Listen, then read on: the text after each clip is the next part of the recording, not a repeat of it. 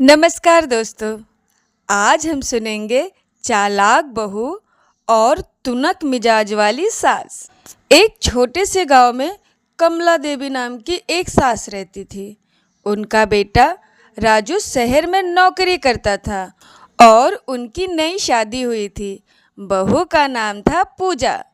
पूजा बहुत समझदार, हंसमुख और थोड़ा शरारती स्वभाव की थी।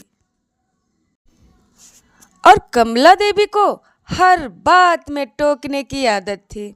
सुबह होते ही उनकी आवाज़ पूरे घर में गूंजती, अरे बहू, चाय में चीनी क्यों कम है?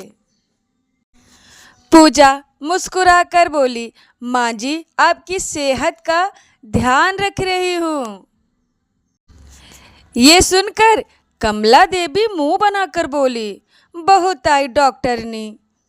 राजू दोनों की बातें सुनकर हंसी रोकता रहता। एक दिन पूजा ने सोचा कि माँ जी को थोड़ा मजा चखाया जाए। सुबह सुबह उसने चाय में चीनी बिल्कुल सही डाली, लेकिन खुद जाकर बोली, माँ जी, आज चाय में गलती से नमक पड़ गया है। कमला देवी गुस्से में कप उठाकर बोली, तुमसे एक काम भी ढंग से नहीं होता? लेकिन जैसे उन्होंने चाय पी, स्वाद बिल्कुल सही था। वो हैरान होकर बोली, अरे, इसमें तो नमक नहीं है। फिर क्या? पूजा हंसने लगी। माँ जी, आज मैंने सोचा कि पहले ही डांट सुन लूं। और उधर राजू जोर जोर से हंसने लगा। कमला देवी भी अपनी हंसी नहीं रोक पाई। लेकिन उनकी नोक-झोंक यहीं ख़त्म नहीं हुई। दूसरे दिन कमला देवी ने पूजा से कहा, बहू, आज खाना ऐसा बनाना कि उंगलियां चाटते रह जाएं। फिर क्या? पूजा ने बहुत स्वादिष्ट खाना बनाया।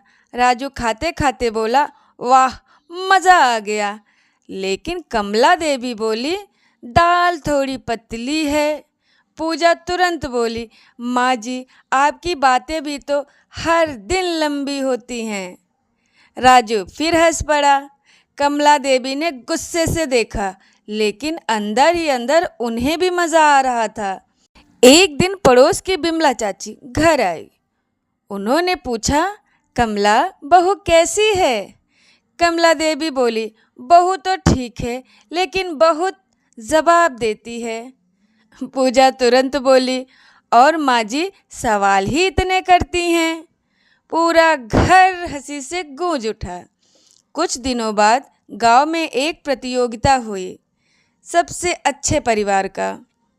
कमला देवी ने कहा, हमारा परिवार कभी नहीं जीत सकता, हम तो रोज लड़ते हैं।